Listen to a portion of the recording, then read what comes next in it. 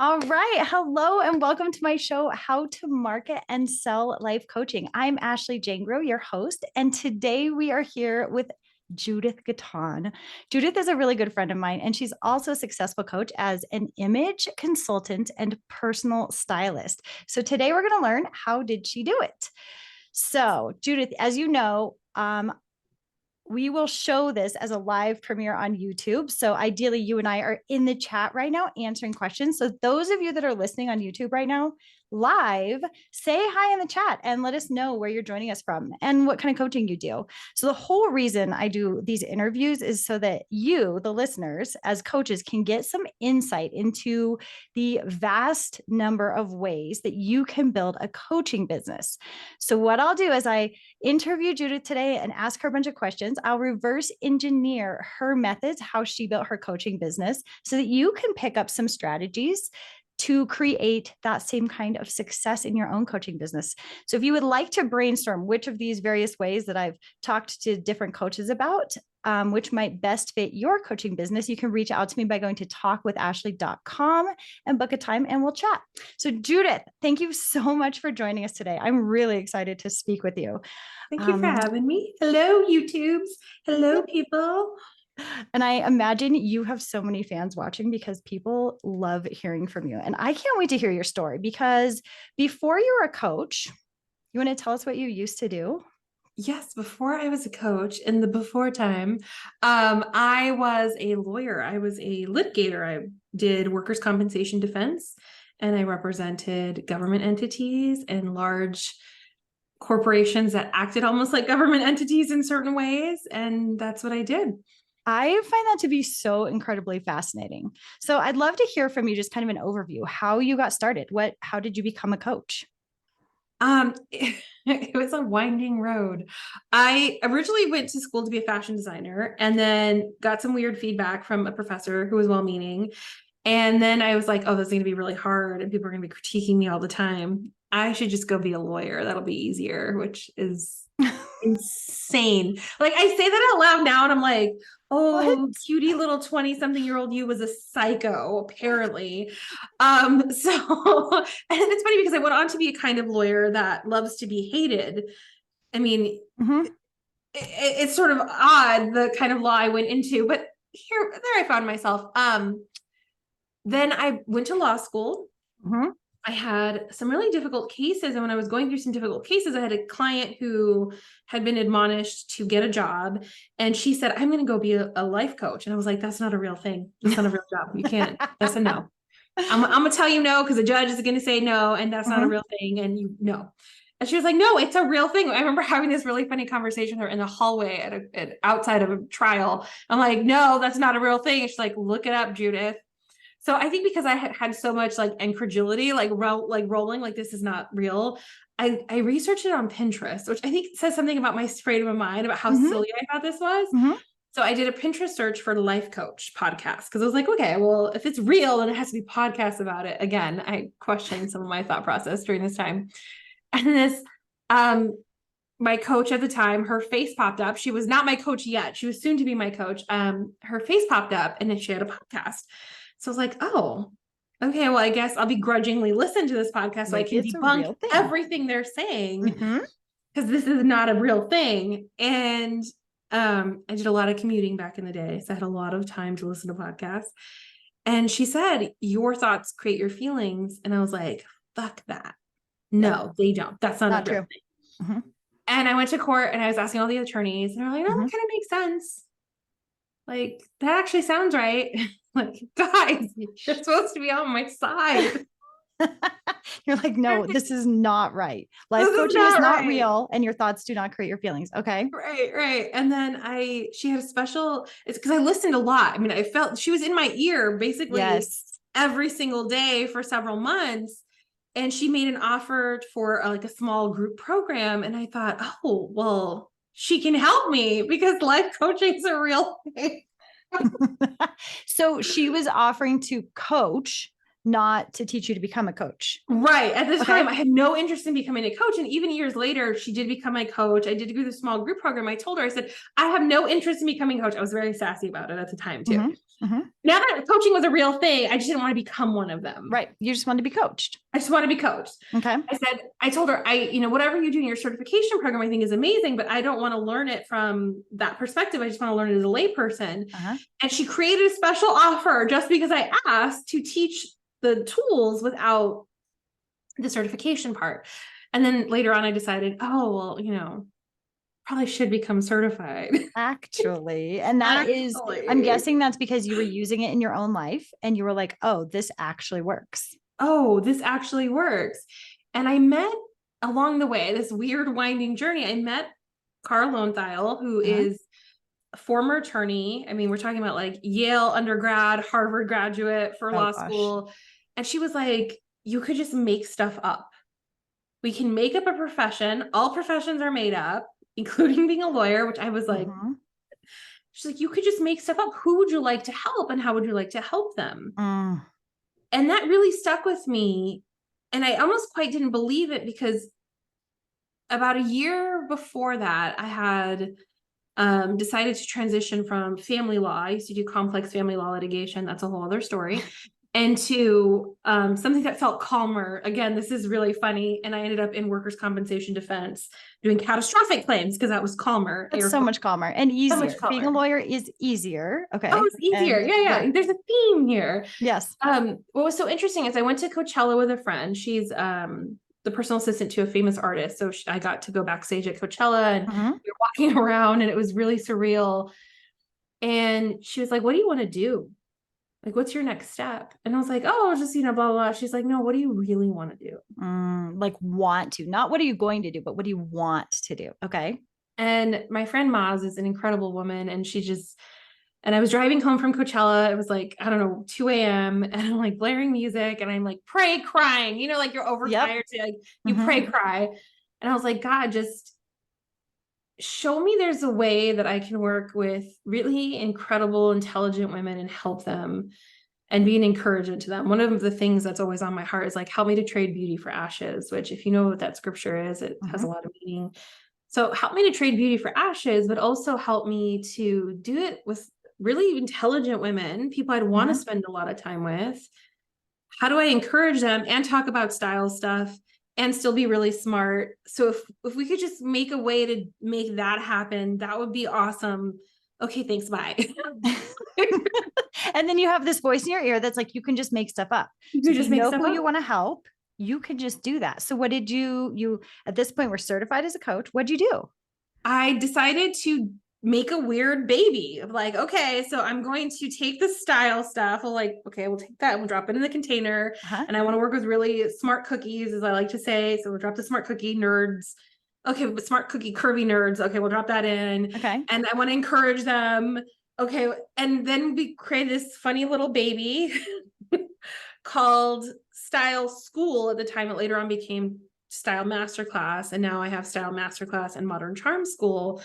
But it was born of this crying, praying in the middle of the night, and then someone coming to my ear. And, thank God for coaches. I think sometimes this is where they can come in at such crucial moments in a client's life and say, hey, did you even know this was possible? I love that. Whenever I am selling a coaching program, because I do a lot of that, I always start out with this. Here's the first thing we're going to do with you is help you imagine what's possible and begin to see it as a possibility. And I don't know if people know how huge that statement is, because when we're in our own heads, we can't even imagine what else is out there. Oh, I couldn't even, if she had just said to me, oh, one day you're going to have a style program where you shop for people and you help them with body image and self-confidence, and they're all going to be really smart, intelligent women, almost like the curvy nerds that you had envisioned, guess what? It's I would be like, shut up. You're like, that's my dream. That can't actually be possible. I love it. So you created this weird baby. It's called Style School. What did you do? Did you just start talking about it online? What were your first steps? Okay. So coaches, I love y'all. And I need you to hear this part of the story because it's super important. I chickened out. Oh, okay. So I created it with Cara. Mhm. Cara and I have this funny story that we like love to share now. At the time I was like, oh, that's so painful. But I fired her. So if any of you know who Cara Lowenthal is, that's one of the funniest things you'll ever hear anyone say. I panicked. Huh? Completely fucking panicked. I was like, we have this whole program laid out. We were ready to launch. I mean, I was ready to go. I had workbooks, everything, website, like everything was ready to go. And I freaked out. Now, granted, I had some personal stuff happen at the same time, Uh-huh. but I couldn't do both. I couldn't wrap my arms around it being possible. It was just too Yeah. much. So I shut it down. It's like, Oh forget my it. goodness. I found the email the other day and I was like debating. I was like, I didn't actually fire you. She's like, no, you did. And then I found the email. I was like, oh my God, no, I totally did. Like I fired you. So here's a few Okay. lessons from this. Number one, even if clients fire you, they can come back and be your friend and still work Mhm. with you and work for you. Cara and I have a great relationship. I have coached with her since. I have Uh-huh. coached for her since. So please don't make it the end of the world if a client kind of freaks out on you because they're growing faster than a nervous system is ready Yes. for. Friends, please don't Oh, take it say that personally. again because they are growing faster than their nervous system was ready for it. That is so good. Like I was my thoughts were there, the Mhm. work was done and my nervous system was like, no, I can't handle shut it this. down, sister. I mean, for those of you coaches that are listening right now, I would love to hear from you in the chat right now because I wonder if this has happened to you where you've had a client that's like, nope, not this isn't working for me, or for whatever words they use, they fire you, and how that's felt. And if this hits you hard, where Judith is saying, know that it's about them. There's something going on with them. It's not necessarily about you. I think that's really great advice. Okay. So you fired her. You didn't do it. Then what happened? And then I saw her, let me see where I saw her like 3 months, no, like 6 months later. I saw her at 6 months later at a live event. And she was just so gentle and loving and like, so what have you decided? And like there was no judgment, which I just testament to coaching. And I Mhm. know now that she had inner thoughts about it. She got coached Mm. about me, which was even Mhm. funnier in retrospect. But at the time, she just held such beautiful space for me and was like, what have you decided? Like, what have you figured out? And it was then that I was like, okay, now I'm ready. Like my Oh, nervous system had calmed down enough. I was ready to launch. I was ready to put myself out in the world. Like it, yeah. but it took time. If I had like gone faster than I was really truly ready, I don't think I would have had what I have today. Yeah. It would have been real messy, You could really have messy. easily burnt out. You could have, yeah. I love that you're sharing that about Cara because I mean, imagine if she had been angry with you or hadn't come and talked to you, or if she hadn't gotten coached and hadn't dealt with her own emotions around that, she could have just not spoken to you and life would be very different, right? Right, right. So it's just an opportunity sometimes, like to just hold on, coach. You're Yeah. human too. You need to go get coached and loved on, and you need to sort out your stuff so that when you come to your clients, you can hold space for them and love on Mm, them and then help them through whatever the hard that's time is or whatever they're beautiful. going through. Thank goodness she did. Okay. So then you were ready to launch. So So I what was was ready to your next launch. step? So I I know a lot of people have opposite advice. They're like, wait till you've made X amount to launch a podcast. I did Mhm. not follow that advice. I didn't want to. I Yeah. really wanted a podcast. And I had 3 episodes ready to go, but because of my big chickening out, I was sitting on them. Like Uh-huh. they were literally done, edited, ready to roll. And my friends dared me and they said, if you don't, this is so funny now. If you don't push publish, we're going to publicly shame you on Instagram and you'll have to hold up a sign saying, I'm a chicken and won't publish my podcast. And I These was are so obviously not terrified your of Instagram. coaches. These are your friends now. These are my Okay. friends, not my coaches, my friends. And I was so terrified of posting on Instagram that seems scarier to me, Then which is publishing your podcast. publishing my podcast. What good friends. That's Which took amazing. 2 seconds. Literally, I had to push a button. All of y'all, most of what you're afraid of is a button push. Just please, just Just remember push that. it. Just remember, Just, push the button. oh, so good. Okay. So you had these three podcasts. So you started talking about the style school. Yeah. And what was so interesting at that point in time is the podcast was very storytelling driven and that it was just fun to produce. It was fun to create. Mm-hmm. I actually let it be a fun thing and not this like harrowing experience. And now we're at 250 59 episodes or something. And Wow. that doesn't happen overnight. It didn't, Obviously. right? Please go back and like, if you scroll, you'll see the beginnings of my Instagram, which were terrible posts, and the branding's all over the place. If you follow the history of the development of my brand over time. So sometimes I think it helps us to see like where a coach started from, scrolling to that bottom of that page. So you can get a full picture of like, I did it janky, I did it breathy, I did it weird, and I let it be so I could iterate over time. And I was still iterating. I have plans through February of next year and how I'm going to fix shit in my business. That doesn't stop or change. I can't wait to go back and scroll through your old Instagram posts, because I think that's so easy to do. Like once we become a coach, we look at someone who has been a coach for several years and we're like, oh, I'm not there yet. And then we don't post anything, right? Or we don't share anything, or we don't put ourselves out there. And then we'll never have the opportunity to get there. So I love this. Okay. So you opened up the style school. What happened? How many people joined? How did that go? 0. Oh, I'm so glad that's your story. Tell me about it. 0. Mm-hmm. Because I didn't like charging people. I was terrified to charge people money. So I spent a whole year. And I think this, again, we have to make sure we tell the truth about the whole story when we talk about our coaching businesses or just our businesses in general. For a year, I made no money because I literally would not send people links to pay me money. What came up for you when someone was like, oh, Oh. I absolutely want to do that? What happened? Like, oh, okay. Well, you know what? Let's just get on a call and then like, let's see how much we can get done in an hour for free. Oh, wow. That's amazing. Okay. So you Well, served a lot of people for free. for a lot of people for free. Mm. And I would talk about all these clients that I have, because technically I was like, I have a lot of clients. I just wasn't telling anybody the truth that they were all free because I was scared to charge people money. And I would get weird. I mean, I would get real weird. People are like, well, just send me the link. You're like, yeah, I mean, maybe we could just do it for free. Okay. which I'm sure you see this as a sales coach, right? Like you help people with sales and you sell in a lot of people's programs. You teach people how to sell. Like you probably hear the weird squeakiness too, right? Like you see it. Absolutely. And it's actually why I end up selling for other people, and I train coaches to use their coaching skills to sell for other coaches, because people say all the time, I can't sell myself. I could sell somebody else's program all day. In fact, I hear that about your program. I could sell Judith's program all day. But if it comes to selling myself, I can't do that. So it's really interesting. And so I mean, we spend a lot of time in Life Coach Closers just learning to think about selling as serving, selling, the actual like act of it is similar to coaching, but like we're serving people. So it takes a lot of brain retraining to realize, how you are helping someone choose themselves and choose to transform by selling them something. So I think that's really fascinating. It's a huge mindset shift because as a lawyer, we're not allowed to solicit.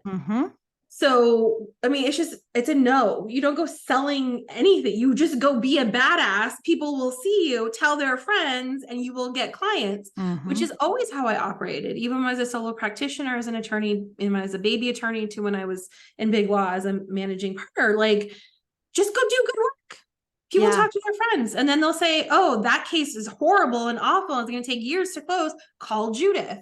So, like, that's what I was relying on. That was your marketing. That was my marketing. I'll just go be awesome at this, like I am at everything else I do. And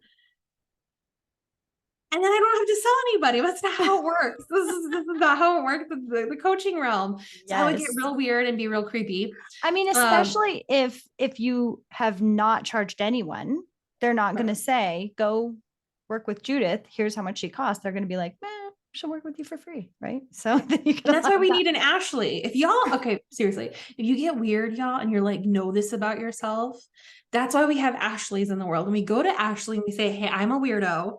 I act weird when it comes to selling. Here's all the weird shit I'm doing. And she can help you with it, because there's certain skill sets that you'll have, and there's certain ones that you won't have as an entrepreneur. You're not expected to know all of them.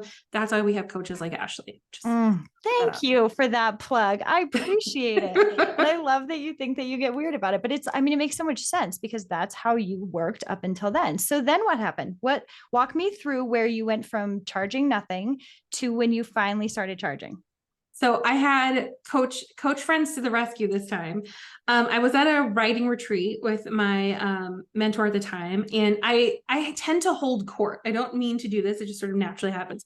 Humans will gather around me, and I'll start telling them all the things, and then I'm looking down people's blouses eventually, and they're like, "Look at my bra!" I'm like, "That's wrong. Here's what we need to fix." Like, I can create instant connections. It's a weird thing that I have. That's different from actually selling people. So I'm holding court and I'm like looking down all these people's blouses and I'm talking about all these clients I had. And my coach picked up on something, and God bless her, because this was a huge turning point. She goes, "Are you charging any of these people?" Like she had an intuitive hit and she followed it. And I was like, you're like, I need to go to the bathroom. I'm gonna moonwalk out of the room right now. Like, so uncomfortable. Yeah. And I think I went high pitched squeaky actually. And I was like, and she's like, "Don't you do that shit? Are you charging people?" And I was like, "No." She's like, "You don't run a fucking fashion charity." And my closest like coaching friend was next to my mentor at the time. And she's like, "What the fuck, Judith? What the fuck?" Right? Like, because I had kept it so secret. I was like talking about my clients all the time. So people assume. Oh. And I mean, it's a little bit of a lie that I was telling, because I was so ashamed about the fact that for a year I made nothing. Wow. So, I hope anyone in the chat right now that is listening who has continually served clients for free, which I always think that's a great way to start. Great way to start. But if you're still doing it after a year, hear that if you're doing that in shame and not really admitting to people that it's time, speak up, because you can get help with it.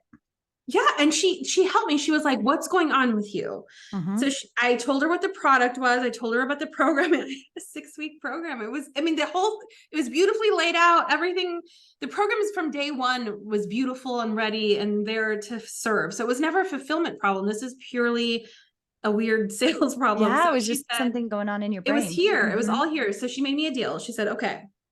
She thought I should charge, I forget what she told me to charge at the time. And I was like, hell no. She's like, "Oh, okay." So she's like, "Make me a deal. The next 10 people, you have to charge them $597. So $600 for this 6-week beautiful program. Okay. How did that feel to you? Huh? It felt good. Feel? I was like, I was uncomfortable and I was sweaty, but I was like, my nervous system didn't get so wrinkled that I couldn't go follow through. I was like, okay, cool. Yeah. And then she's like, "After that, $997, then $1,500, and then we'll keep moving you up when you're ready." And I was like, I couldn't even conceive of that at $1,500. Yeah. You're like, that will never happen, but okay, I can be with 600. Okay. So you put the $597 price tag. What did you do? I got my first 10 clients at $597. Do you remember how? What did you do? I kept going to places wherever they're humans and holding court and telling them what I do and looking down their shirts and actually sending them links to pay me money. So I feel like we should put a caveat here. If you are a life coach, do not copy Judith's strategy exactly, because if you go into public and just start looking down people's shirts, you may not end up with clients. Now, specific to Judith, who, if you know anything about her, talks about getting rid of your janky underwear, then it's okay. But unless you're already talking about underwear, probably don't use that strategy. Yes, please don't do that. That's a great caveat. But if we extrapolate out the gems from that is, if you're super nervous, y'all, and you don't have a ton of, ad spend to generate leads, blah, blah, blah, blah, blah, go where your humans are, literally. And I know we balk at that sometimes, and for certain reasons, or whoever's advocating this form of marketing, but I do think there's a lot of merit to it, because I learned very quickly what people responded to, what they didn't respond to. I got to see in real time the reactions on their faces. And I got to learn what their objections were. So the more people I talked to, the more I could get a list of like, here's all the things they're kind of balking at when I mention the price. And they're like, "Well, what about this? Or what about that?" So there's value in doing it live. I'm an extrovert, so it's easy for me to hold court and gather a crowd. That may not be you. So if you're wired this way, please just take the gems out. Talk to people, as many people as possible, and offer them your actual program. Give them a link to pay you money. Make it easy for them to pay you money. Make it easy. I love this so much. And I feel like this, we hear we've heard a version of this every single one of these shows I've done, where it's like, you just have to start talking to people. And that can be anywhere. I mean, that can be at a barbecue, that can be at a book club, that can be at wherever. You're not going to go in and be weird and salesy, right? But Right. you can go in and just start telling people, yeah, this is what I do. I help people. I know how to help with that problem. You happen to look down their shirts and tell them that you could help them with a specific problem, but you're going to hear things come up and your brain is going to go, I have the exact skills to help with that. And then you just let people know. Yeah. And there were times where like I would be talking about bras and undies in a crowd of women and somebody would say, well, I go commando. And I'm like, oh, I got to talk to my peeps who go commando. Like, how do I help them have a better commando experience? Oh, I don't wear a bra. Okay. Well, how do I help my peeps who go braless? So it really Okay, helped cool. you form your program to Right. serve more individuals. That is so, so good. And I've watched this happen. Like every time I've been in public with you, you just start talking and you're not trying to gear the conversation towards what you do, but you mention something little and it's like a shush goes over the table and we're all like, what? Can you explain that again? And then like someone else starts listening and they're like, wait, can you say that again? So you just freely serve, you freely give advice. And then how long did it take at our last dinner till someone pulled out their phone and signed up for your program at the table? Right, right. And I got a little weird then, right? Like this is not like it doesn't still happen. It still happened, y'all. And I'm multiple six figures, 3 years in a row, and I still get a little weird. And that's okay. Totally okay. Yes, you're like, no, no, yeah. But you did not say, I'll just give it to you for free. You No, just I did allowed not. them to sign up. So that was amazing. Yeah. And this has just been a progression over time. So some of you are having pricing drama because you think you should start out at this price that so and so said, or everyone tells you. Maybe scale back, find a number that when you think about it, it feels good in your body. You can pause, you can check in, like what does heart say, what does mind say, what does gut say. Start there and you'll realize. And I realized after the first 5 clients, I had made a deal for 10. After the first 5 clients, I had undercharged grossly for what I do. Mm. And it Is made it this easier to get to the new price because it was like, oh, fuck. Well, I said 10. And I'm one of those people who's like, I said that was my word. So I uh-huh. went through 10 and I was very clear I had to raise my prices by the time I got to number 11. Oh, I love this so much because I think that this happens so often. We get started and we're like, well, everybody else prices this is what I'm told I should price at. And we price it at that. And then maybe no one buys. I think so much of that has to do with our own nervous systems because we don't feel comfortable with the price. So then we don't tell as many people, we don't feel great talking about it. And if we started at a price that felt good, we'd sell a lot and quickly scale. But it feels weird to start there when you think everyone else is saying you should start somewhere higher. So I love that advice. Thank you for sharing that. Yeah. So you got to 10. You're like, I need to raise my price. Okay, you were going out and meeting people. At what point do you think, or do you, maybe this hasn't even been the case yet, but do you feel like you started shifting to just marketing online as opposed to getting out and meeting people? Probably around once I had exhausted sort of that warm, like people are getting to know me, I'm showing up in public more. That was probably about 20 folks had come through before I was like, okay, well, I can't keep going to like it's expensive to go to conferences to get clients, especially at the price point that I was selling it. Like it didn't Yeah. quite make a lot of sense. So it was time to do a few things. And this is something I did early on. And I was terrified the whole time, y'all. So I just want to I created a newsletter when I had 8 people on my email list. Amazing. 5 of which were family members. Probably my mom 3 times repeated because my mom's like my super fan. Like Oh, my mom's in great. my membership. She's all up in the mix. Like she's coming to my live Oh, event. My mom's like super fan. So I acted as if I had 10,000 people on my email list. I still don't have 10,000 people on my email list. I have a very small email list, but I treated them like they were platinum, amazing partners with me on this journey from day one when there were 8 of them. I still have one. Her name's Rose. Shout out to Rose because Rose has been my girl since day one. Rose is in her 70s, lives in England. I have never actually ever met Rose, and Rose is one of my biggest fans because I treated her like she was so special from day one. So anytime I see her pop up like in a webinar or Zoom, I'm like, oh, she's in all my free shit. I can look, I can see every time yeah. she's been tagged. She won't buy from me ever. She can't afford it for whatever her reasons are, but I still love my Rose because I would not be where I am if I wasn't talking to Rose every time I go to talk. I love that you said that so much. So I have it's one of my very first clients. Her name's Monica. She's probably here listening if I'm being Shout out honest. to And Monica. hi Monica and Rose, but she was my super fan. And for months, as I was getting going and like putting myself out there uncomfortably, I just would talk to her. I would write my email to Monica. I would make my videos for Monica. Anytime I got in my head about like, oh, here's how someone could critique this, or here's how someone might question what I'm saying, I'm like, just talk to Monica. And it, she got my sense of humor. I didn't have to over explain anything. She was just like, oh, if I misunderstand something, I'll just give you the benefit of the doubt. Like it was so great. And I feel like that's what helped me grow my confidence as I marketed online. So I was just talking to Monica. Yeah. So you all have a Rose or a Monica, and now that has expanded to I have like lots of roses. Lots of roses, and thank God for each and every one of them because I think about them all the time. Like if I'm in my car, if I'm listening to something, if I'm looking at their posting something, or I'm thinking about them all the time. And when I create for them. Yeah. Sometimes I overcreate and I have to get coaching on stop creating so much content, but like I think about them all the time. You always have them on your mind. And I imagine that's mind. partially why you've become so successful, because you really genuinely care about the people you're serving. Yes, very much so. So you started putting yourself out there online. What point did you hit where you felt like, okay, I've made it, where, you don't have to like reinvent the wheel every month or every time you launch? Are you like, I'll let you know when I get there? I don't know that I feel that way. No, I will say there was probably 2 years ago. Okay. So 2 years ago, again, I was creating content like a mad woman. And I actually got coaching on this. And the coach, Cara, actually was like, stop creating fucking content and go make offers. I was like, wow. Okay.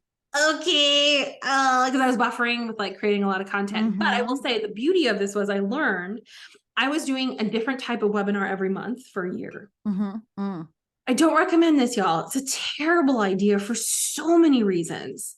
But here's the golden nuggets from it. I do think you should do a webinar a month when you're first starting out. I think it's super beneficial, even if you're not talking to anybody. And there were times, and every person who runs an online business will tell you, they were talking to a room of 0 and hoping somebody would watch the replay.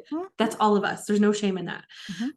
So there was a lot of benefit to learning how to live launch and doing it spectacularly badly. So I would send out a few emails, come to a webinar. And I thought 3 emails, certainly that's enough. They'll come. Yeah, obviously. Yes, just 3. I sent out 3. I did everything I think I could. Right? You probably hear this. I've done everything. No, you've never done everything. That's totally a lie. So then I was like, okay, so I did, 3 emails and a webinar to 0 people. I was like, okay, so maybe I need more emails. Then I did it again, but I did a new topic because I love to create content. So then it was a new topic. And I sent out like 5 emails this time. And I did a few social posts because, I totally didn't do any posts last time. So maybe that'll be the thing. That's everything though. 3 emails and 5 social posts. That's everything. Right. I did everything. Okay. And then maybe I had 3 people show up and I was delighted that there were 3 people. Also secretly hoping no one would show up. This is true too. This happens. I so know that feeling, like maybe no one will come. Maybe nobody will come. And then I can just like hang up the Zoom call and then I'll feel better and you won't feel better and you'll still do it anyway. And but please know, I'm saying all these things so you know that this is like part of the process. And then every time I would just do something a little different. I would add some more emails. I would look at what emails did well, which totally fucking flopped. And my email list, again, has always been tiny. When I made my first 6 figures, I only had an email list of 1,800 people. Yeah, so I think sometimes we hear these, I have 100,000 on my list and blah, blah. You don't need it. You can make money with that. It's a different strategy and you don't need it. So there's nuances to this. Whenever people throw these numbers around, I give you a number of 1,700. Some of you are like, there's no way I could get to 1,700. And some of you are like, that's it. So whatever your reaction is, just know like there's nuance in all of this and everybody's journey. Take the nugget. So I think the biggest nugget here is I kept trying and I kept iterating. I do recommend that if you're going to run a webinar a month, run the same one at least 3 or 4 times before you switch. Like, we don't got to switch them like that. I think it was a little kooky pants, but it was super beneficial because I learned a lot in the process. And I like failed spectacularly multiple times. I also did really well. And I got to 19 one-on-ones before I decided to move to groups. Okay. So tell me how you got those one-on-ones. Was it from the webinar? Was it later? How did that happen? It was lots of webinars over Mhm. time, lots of one-on-one consults, lots of trying different types of challenges. So my Mm. most successful challenge that I ever ran was actually there were two really successful challenges that I ran. And this is so niche specific, but it was what my clients needed at the time. This is why we're always paying attention to our clients. So I did the big ass, pun intended, style challenge, Okay. which got me like 10 at once, 10 one-on-ones at once. I mean, it was an Okay. extremely successful 3-day challenge. So it was 3 days. What was the goal of the challenge? To do what? To talk about, to get, to acknowledge and accept your ass, literally the size of your ass, the shape of your ass, the size and shape of your body. Now, and it was crass on purpose because it got attention. I got some funny giggles. But it was super effective in terms of introducing people to the idea of body image and how that translates to how we show up in our clothing and therefore how we show up to do our work in the world. So that was extremely successful. And it was a ghetto challenge. I look now, it's like there's some shit that I pulled that I was like, I would not do that again. That was hella ghetto looking. Like, there was no replay page. I showed up like shiny and like hair not really done, but I was there. I was on my little Facebook Live doing the thing. So, Oh my like, gosh. so you do not have to do all the bells and whistles to have a successful, what ended up being like a 5-figure 3-day challenge. It was hood. It was the hood ass version of that. Oh my So gosh. just friends, please don't wait till something's perfect. Like, go do the thing and sort yourself out.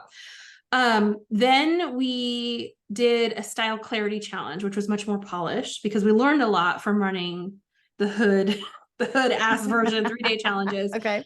This was a 5-day challenge and oh my God, it was so much fun the first time we ran it. We had a beautiful replay page. We did a community challenge with a gift, a prize, and it was a community bra bust and panty toss. So literally we invited people to toss out as many panties as possible, as bras as possible, send in how many they tossed out. And then the person who tossed the most would get a gift card and like a special mug that we created. And it was so much fun. So that was wild and amazing. And that was to fill the first group. Okay. So when you did the 3-day challenge, you got 10 one-on-ones with that, 10 calls that then you had to convert into. Oh, no. This was more clients. Like, let's talk about conversion rate for consult calls. So I probably did like 35 consult calls to get the 10.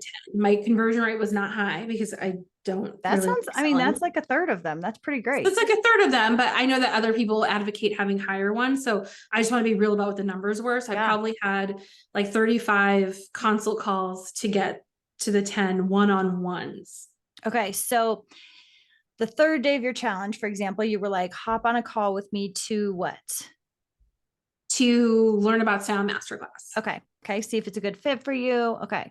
So then programs opening, get on the style consults. And I probably sold that I was going to give them like something free, like free advice, because I would coach a lot on these calls. Yeah. There's less selling, more coaching happening on these consults back in the day. But that was probably what the pitch was at the time, if I could remember. Okay. So then those were one-on-ones, not group. How much were you charging for one-on-one coaching at that time? So this was a mistake on my part. So I'm going to just fully own this mistake. I had charged the same for one-on-one as I did group, which makes no sense. Don't do this, y'all. If you're going to make the transition, just own it. So everybody was being charged $3,000 at the time. Okay. So, I mean, that makes sense because then why would you do a group if you could have Judith one-on-one, right? Right. Yeah. Okay. So you had those 3 that you charged those 10 that you charged $3,000. And then you moved into this 5-day challenge that fed them into a group. Yes. Where you were selling the group. So did you talk about your group throughout the 5 days? Did you wait till the last day? What did that look like? It was a mistake not to talk about it sooner. So we Mm-hmm. waited till I think day 2 to start introducing seeding the idea. Mm-hmm. We started fully seeding it. And then by day 4, we had past one-on-one clients come on a live call with me to talk about their experience, which I highly recommend you do. Yeah. If you're at that point in the game, I actually really recommend it, because it's better if they hear it from them specifically and see the different, for my niche, the different body types, the different professional backgrounds, Mm-hmm. how funny my clients are. They're the funniest women. I adore them. They make me laugh hysterically all the time. That's the best. So I'm totally obsessed with my clients, if you can't tell. So it was just fun to be in the room with them, and then for everybody to see them be in the room, and not just necessarily like to sell them on the thing, but just so you could see the community that you would belong to. I love that. Okay. So then did you do one-on-one calls with those individuals as you sold them into the group program? So if I remember correctly, it was about half who bought straight to cart. Okay. And then we triggered an email sequence that said, hey, if you didn't buy, here's a replay for the blah, blah, blah, last chance to watch the replays.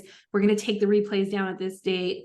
Get on a consult, everything I could do to get people. Then the whole call to action changed to get on a one-on-one consult. Okay. Oh, that's so good. And then those converted into your first group program. Yep. Your first group program that had people in it. The humans, there were humans in the group. There were people in the room. Yeah, it was. You know what's amazing me so much is you did not give up. No, there are times I wanted to that I'm like, I could just run away. Tell me about that. Tell me about a moment where you were like, I could just go back and be a lawyer. I had a launch last year that did not go well. Really, really didn't go well. And according to me, right? So I'm gonna just put that in a caveat. And it turned out beautifully, because although we only had 3 people in the room, I'm so glad these women got to meet each other. They're incredible. They're so smart. One of them is a judge. 2 of them are different types of engineers. Like, these are incredible women. And but for this weird baby I created, they wouldn't have met each other or spent time with each other. And they're just so lovely. So you have to kind of factor that in sometimes when you think something's failed or flopped, to kind of step back and be like, wait a minute, hold up. I'm here in service of these humans, and it's not always about me. What successes came out of this? Yeah. So, and we learned a lot from that launch. There were things we learned a lot. So there are definitely times where I wanted to be like, I could close this shit down and nobody will know that I've disappeared, which I think is so funny, because that's where I'm beyond that point. People would notice if I was missing. People would definitely notice. Yeah. But I fantasize about this sometimes. Like, I could just go be a lawyer again. Because it's easier. It's easier. There's that thought, right? That thought keeps popping, and it will always pop up for me in some form or fashion. But I recognize about this, I know this about myself now. When I feel overwhelmed or very tired or depression rolls in, my brain is like, you could just go be a lawyer. It'll be easier. Wow. What keeps you from doing it? Oh, I love my humans. I love my clients so much. Oh my God. No, seriously, then I get on a coaching call and I remember like, oh, this is why I do what I do. Or I get on a group call with them and they're like checking in with each other or loving on each other. Or, someone shares something on a group call and it's like, oh, me too. Thank you so much for raising your hand. And I get the still small voice kind of reminders on a regular basis that it's not about you, Judith. It's not about you. I feel like everything you're saying is like reaching my heart right through. Because, I'm in the middle of a group program right now. And there are days where I'm like, this is not working. I can't do this anymore. And then I get on the call with my humans and I'm like, I love this so much. Like, there's no way I could do anything else. And I just keep going. Yeah. And it's important to pause and think, well, what is actually not working? Because I love to speak in hyperbole sometimes myself. So I'm like, hold on, what do you think is actually not working here? And most of the time I feel. Yep. It's an emotion. Yes. I feel, because I'm shitting myself. It should have gone differently. There should be more. There should blah, blah, blah, blah, blah. And then I make myself feel terrible. But when I really look at it, nothing bad has happened. Yeah. And I think about this so much because, we always are told like practice gratitude and like practice thinking of what you're grateful for and where are the successes and spend time celebrating the successes. And it all starts to sound like, yes, I get it. We need to celebrate the successes. But then I'm like, oh, no, I actually do. Like, this is actually important because then my brain gets retrained to prioritize those over what I'm seeing as failures, right? Yes. Yes. And that's why, like, I had this funny moment. I spoke at an event. It was like several thousand people. And I mean, I got like 2 standing ovations, which is like kind of crazy pants. I was like, calm your shit down, sit down, people. And it was brilliant. It was amazing. And I got off and I still mingled with people. I stayed out probably way later and I was exhausted the next day. I mean, literally, I was like, I want to be left alone. I don't want to talk to another human. Like, I need a minute. And I'm an extrovert. And even I had hit a wall. So I put my AirPods in on the plane. I'm like, I just want to be in a corner. I want to be left alone. And this little old lady sits next to me and she's like, I'm nervous. And I'm like, Oh ugh. boy. So I'm like, don't make eye contact, like, and she's like she's shaking, like she's shaking. You could see her, and the man next to her is like putting a book like this, and then she proceeds to tell us how she got sick on her last flight because she's so scared. Oh no. And I was just like, I swear, it's like clear as day. I heard a little voice in my head. It's like, it's still not about you. It's like, God bless America. Take off my AirPods. Hi, ma'am. Are you okay? I'm scared. All right. Well, I'm here. I coached her the whole flight about being scared. And mind you, I'm a terrible flyer, which is even funnier. I'm actually a very nervous flyer. Like, I will clutch the seats. I'll hold strangers' hands. Like, I am a very nervous flyer. And I couldn't be nervous because I couldn't be nervous for her. Yeah. So you had to be brave and bold. Oh, that's so good. I had to be brave and bold for her. And I had to be like, oh, well, that's a little turbulence. Totally normal. As we start to descend, it's going to get a little worse and you're going to hear some weird noises. Nothing has gone wrong. Tell me about your grandchildren. Where are you going? What's your name? Blah, blah, blah, blah, blah. Like, I could not be afraid because I have a human right here who needs my help. And it's not about me. And it's still not about me. If you ever want to give up, you could totally be a flight attendant because you just put on your flight attendant voice. And I'm like, oh, you'd be so good. So this is so interesting to me because I very purposefully probably wouldn't do it if I was exhausted, but I'm very purposeful about not putting any headphones on, or I used to be anyway, on airplanes. I've met the most interesting people. Someday I'll tell you the story of when I got proposed to, but it was a long time ago, but I want to hear more. I know, but I've gotten numerous clients from airplanes. And this is when I was doing general life coaching. And then when I was coaching teens, and inevitably, I was talking to a woman, tell me about your grandkids. And she started talking to me about how her grandchild was experiencing a lot of anxiety and all the reasons. And I ended up with that grandchild as a client. Oh, see, yeah. Y'all talk to the humans. It's not about you. Because they need us. Yeah. They need coaches. So it's just a matter of talking to everyone. I love this so much. So we could pull this apart so much. I feel like we've gotten a lot of detail on, you went your year without making anything. Then you ultimately got your 10 first clients. Then you started your group program. After 19, did you say after 19 clients, you started? Yeah, when I hit 19 one-on-ones. I had 19 one-on-ones at the same time. Let me clarify. Oh, that's a lot. And I was still working full-time as a managing partner in my law firm. So y'all don't do that. Don't do that. Were you meeting with them on a weekly basis? Yeah. So what I was doing is I had some clients in different countries. So I would meet like at 4 a.m. Then I would work all day. Okay. And then I had a rule, like at least 2 hours an evening on coaching. And when I had no clients, I would spend that on, podcasting or whatever. When I had clients, it was just coaching in the evening. And then all day Saturday was spent on my coaching business, most of which was client calls. I don't recommend this. I genuinely love you all. And please don't ever do this to yourself. Yeah. Find out what your spot is. For some of you, it might be 10, for some of you, it might be 5, where you're maxed out, especially if you're working a full-time job still, and make your transition to small groups, whatever it takes. But I don't recommend 19 all at the same time and having a full-time job. And did you have people on the wait list then? So you knew when those 19 dropped off, you would have people coming in? We didn't start the wait. Yeah, actually we did. We had a wait list around that time. I don't feel like I've ever learned successfully how to leverage a wait list. I'm going to be totally honest. So we have wait lists for one-on-one. I have about like 30 on my wait list for one-on-one. For our programs at any given time, we've had anywhere from 30 to 100 people on a wait list for the 8-week program. that's something I still have to learn and work on. How do I leverage a wait list? Mm-hmm. Now we're removing the wait list option and we're going to a different methodology just because I have found that it has not worked for me. You guys get to play with it and figure out if it works for Yeah. you. I think that's so interesting. How have you kept your pipeline full then? So you have the podcast, there's people coming from the podcast, you're continuing to get out and meet people, speak at things. What else are you doing? I guest appear on a lot of podcasts. I Mm-hmm. guest teach a lot, and we do run teeny tiny Facebook ads. So our ad Mm-hmm. spend is very, very small.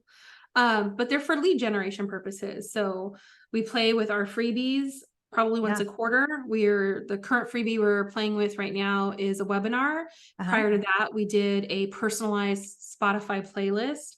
It was a curated playlist of podcast episodes about how to define your personal style. But because Uh-huh. I have a podcast catalog, it ended up being a really great freebie. So Oh, yes. play So you with, get people on the email list, and then that's who you're making your offers over and over to. So it keeps that pipeline full. right.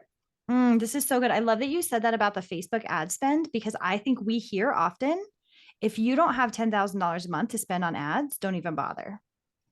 That has not been my experience. I've also had really great freebies. So mine Mhm. might not be, the best example, but we had a freebie, Bye Bye Janky Undies. And it was just like a diagnostic checklist with my favorite bra recommendations. And that was getting like $1.65 cost per lead with Yes. click-through rate of like 6%. If you know anything about ads, that will make sense. If you don't, that's Mhm. okay. Don't feel bad. I had to create note cards of all the ad terms and learn them so I could talk to my ad people and not sound like an idiot. So I all of love us have to hearing learn how you shit. learn this. This is really fascinating to me. So I've always used the strategy of I'm not right now at the moment, but I spend $5 a day on Facebook ads to test between 3 different lead magnets. And then when I find the winner, I try to keep it around under $2 per lead. And that's how I build out my email list. That's always, especially if I'm moving into a new niche or a new, like if I have a new program or any of that, then I test the lead magnet that way. And I found it to be a really successful strategy. It's just not something we hear about very often. Yeah, I don't have $40,000 a month to spend on ads. We Mhm. spend at max when we're in a launch cycle, $25 a day. We do Yeah. not have a giant ad spend, y'all. And I've never needed one, nor do I want one. I have no desire to enter into that world. If you have that money and you can protect your cash flow and still do that, you Mhm. do you. My goal has always been to protect profit, to protect cash flow, to make sure I can pay my lovely, amazing, support staff very well and give them bonuses at the end of the year. That's important to me. So I don't fuck around with $40,000 ad spend. Maybe I Mm-mm. will one day, subject to Someday changing my maybe, mind. but Right now, no. maybe not now. I think that's really fascinating to hear that you can be successful. And I'm never using it. I haven't used it to convert into my programs. I use it to build out my email list because that's kind of my like long-term strategy for keeping my pipeline full. So I think that's really great information. This is all so useful. So let me ask you my favorite question during the show. If you were to start over, you have $1,000.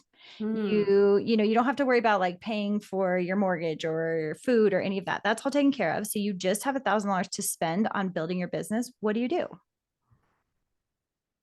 Mm.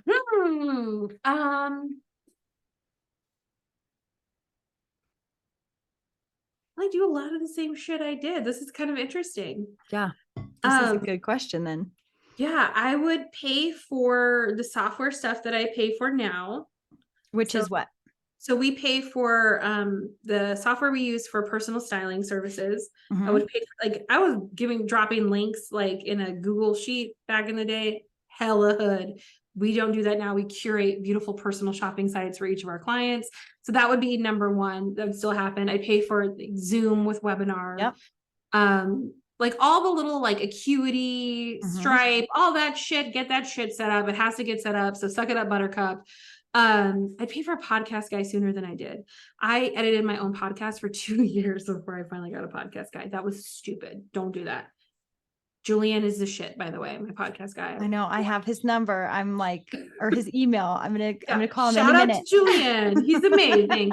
So like that, those things I would pay for, but I would try to keep it still a lean green machine. If I only had Mhm. $1,000, let's say cash flow, and $1,000 to spend to get started, I would make sure to keep my overhead at least like $200 Mhm. or less. So that way I have like a 5-month roadmap to get more money in the bank. And I don't know that I would even do Facebook ads. I would see if I could send out a fuck ton of emails to get on people's podcasts. I would probably figure out if there's a way I could guest teach for someone for free or do a swap if they were open. I'm not a huge fan of going into people's Facebook groups and helping and serving. I don't particularly care for that. It's you do you, boo boo. And I would go meet humans. This is so good. And this is really, I mean, I feel like a lot of the answers have been very similar, and where it's like, I would go where my people are already gathered and I would offer value. So yes, the Facebook groups have come up, but with a really specific strategy where you're not competing with the group owners. So you're collaborating with permission, right? So you're same like where you're saying, I would go ask if I could teach to someone. So with that strategy, but going to where your humans are already gathered and working with the individual who has them gathered to provide value. So you said that with podcasts, right? You would go on a bunch of podcasts and then you'd make an offer at the end as far as like, go grab my freebie, get on my email list. Yep. Go grab my freebie, get on my email list, and then nurture the fuck out of them on my email list. And the CRM is, client, email system would be one of the things I'm paying for. That would make sense for my business, right? I wouldn't recommend starting out with a free version because you get into bad habits. Like working around the free version's restrictions. Just pay for the damn thing. Like, which one do you pay for? So I moved to ConvertKit when MailChimp crashed on us during a launch. Yes, MailChimp is one of the free ones. And I used to, I've been in online marketing for about 17 years. And for 17 years, I mean, people love MailChimp, but when people were doing MailChimp just so they could have the free version, I would let them know once you hit 500 people, you're going to get yourself into trouble, because then it suddenly gets really expensive and it's really difficult to move your entire list to another one. Cause then you have to do the opt-in again. You have to have everybody opt back in. So it was like, back then it was like Aweber or MailChimp, right? And Aweber was $19 a month. And people were like, whoa, I can't pay $19 a month. So I'll just do MailChimp. And people, if they were planning on building their business past 500 people on an email list, it always got them into trouble. So, yeah. That sucker crashed on us during a launch, and the person, they couldn't help us because we had custom API keys, and because we did all of our own tech, I knew how to have this intelligent conversation. The person literally could not help me. So we had to migrate. This is mid-launch, y'all. I mean, literally, we're in the middle of a launch. We had to migrate 6,000 emails, like 6,000 subscribers over to ConvertKit, and all the emails for the launch, every email sequence, every automation had to be moved over in a weekend. Like quickly. God bless her. Cause she and I I was like, you hit up that email list. I'll hit up this one. We'll figure it out. Like, I was supposed to be on a date with my husband. I was like, sorry, forget Pookie. That. He's like, I can't deal with you like this anyway. Let's take you home. Like, so Pookie did not have a date that weekend. God bless Pookie. Pookie's very patient. So friends, just pay for the stuff. Don't get in the bad habit of trying to do the workarounds with the free thing. For some things, it's really worth it to get something solid. Pay for the first tier plan, but pay. Yeah. And then it's easier to upgrade to another tier, but you're already in the system. So I love ConvertKit. That's one of the ones I always recommend. And you can start that one for free, but what you get from the first tier, which is only like $9 a month or something. It's really negligible. It's worth it. Absolutely affordable. And, I use Kajabi, which is really expensive. It does a lot, but their email isn't great. So it doesn't do a lot of things well though. Yeah. And I love Kajabi. We use them too. There's things they do like better than anybody else. And there's certain funky things that I'm just like, go pay for an email provider. I love that you pull to, even though Kajabi is, kind of the all-in-one answer, you still use things from other platforms. So that's really good information. I love your answer for how you would start over. You're like, I would do the exact same thing I'm doing. So one of the questions I wanted to ask you is, if you could go back and talk to Judith just starting out, what would you say? I tell her to calm the hell down. I really calm down. I would tell her to stop setting these really strange goals that are not tied to actual numbers. So I would tell myself like, oh, I would love to have 1,000 people on a webinar. Okay, but let's reverse engineer how that would actually look. You would need, right? Like if we had a 30% show up rate, then you would actually need 3,000 people to opt into the webinar and register for it. Okay. So assuming only 2% of your email list actually ever, clicks and registers for things, then you would need like 60,000 fucking people on your email list. So you could have 3,000 people register. So you could have 1,000 people on the webinar. Think it through, love. Doesn't make sense, especially if you have 8 people on your email list. Right. That's going to make it feel difficult. So some of you like set these really, and because we're maybe in a coaching culture, I'm going to say this carefully. There's a proponent of, is a proponent of goals that are a stretch. I'm just going to call it that. Okay. Audacious. Big goals. Yep. Right. But they're not grounded in reality. Yeah. And I think we always have to have things be plausible or possible. I didn't want to go there necessarily, but when you're first starting out, numbers do matter, friends. And you have to think those things through when you're goal setting. So you're not setting yourself up for this horrible, horrible disappointment because you were not realistic with what could be achieved with the resources that you have at hand when you're first starting out. And you're doing yourself a huge disservice to say you want, 1,000 people in a membership when you have an email list of 5 and an Instagram, follower count of 100. That's not fair to yourself. It's super not fair. It definitely messes with your nervous system. Yeah. And then you get squeaky and weird. And then you get desperate and then and I say this I've been there. I'm not saying it from a place of like a hierarchy or I'm on a high horse. I say it from a place of total love for you. And please don't do what I did and set myself up for a lot of disappointment and turmoil. Yeah. And I absolutely see the point of having these huge goals. But when you recognize, oh, this is wreaking havoc on me, then it's time to reassess. What's even the point of doing this? Why would I have these crazy goals? Why, and if it's because, okay, well, that's going to motivate me and that's going to drive me, then that's one thing. But if it's like, this is crushing me, then like I am remaining in inaction because of these goals. It's not it. It's not it. It's like I tell my clients who have goal clothing in their closet. A pair of jeans that are 2 sizes small is supposed to motivate me. No, it's actually shaming you. It's not motivating you. It's doing the exact opposite of what the intention is. And while the intention is lofty, that's not how we actually motivate ourselves. That's not how human motivation works. So you all have your own proverbial shame piles in your business's closet of you're setting these really weird goals that are not really based in reality, expecting these things of yourself while you're working a full-time job and you have children and fur babies and a life. Like, let's factor in the real you. Just like I tell you to dress the you that exists right now, I want you to love on the business you have right now. And then you can grow or change it or develop it over time. I'm hearing your advice come through, and it's so reflective of the advice that you've given me personally before about loving the body that I have. And I'm like, this is beautiful. So friends listening, if this is like the only part you take away, it's this, like, love the business that you have right now. And through that, rather than through shame, you can grow it into meeting your huge goals. But love what it is right now. I think that's such beautiful advice. Tell me if you have, and in just a second, I'm going to ask you about your current offers, but tell me if you have anything else to add, any other advice for our listeners. Turn off the inputs sooner rather than later. So I waited too long to stop following and stop listening to people I deeply admire who are really amazing. But the comparison was so bad. And I wasn't being honest with myself that the comparison was happening. I was couching it as I'm learning from them. I'm seeing how other people do it. I'm just getting references.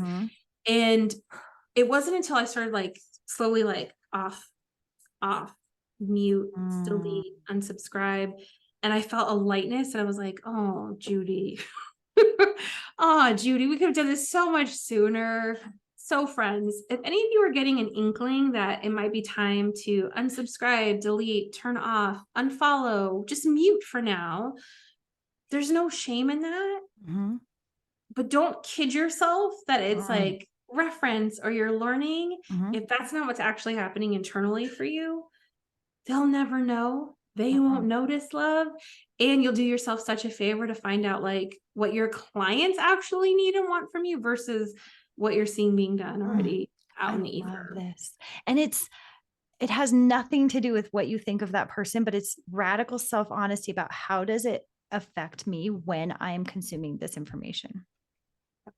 That's so good. Well, you have provided so much valuable information today. I am so appreciative of it. I just want to ask you, what's your current offer? What are you offering right now? And how can our audience find you? Style Masterclass is opening. Da, da, da. Okay. It's my 8-week program to help you solidify your wardrobe, get you dressed and ready and out the door in less time, spending less money. And that opens September 27th. So we are kicking it off with a free class, how to put together polished outfits in under 10 minutes or less. And Mm. I can give Ashley all of the links and all the good stuff for that. So if you want to join us, we'll talk about how to join Style Masterclass during that free live class. Oh, I love it. I will be at that free live class. I'm so excited. So, thank you so much. So, all of those links will be down below, including how you can come join my online marketing community. You can go to marketingforlifecoaches.com. And if you're watching this on YouTube right now, say hi if you have not already, and just like the video and subscribe to the channel. That just helps us reach more people. If you're listening to this on a podcasting app, then please take a second to leave a review for both Judith and I. And we will see you either in the group at Judith's class or on one of the calls that you can get on by going to talkwithashley.com, where we can talk about your business and your marketing strategy. And I cannot wait to see and meet you, Judith. Thank you so much for being here today. Thank you for having me. Bye, everyone. Bye.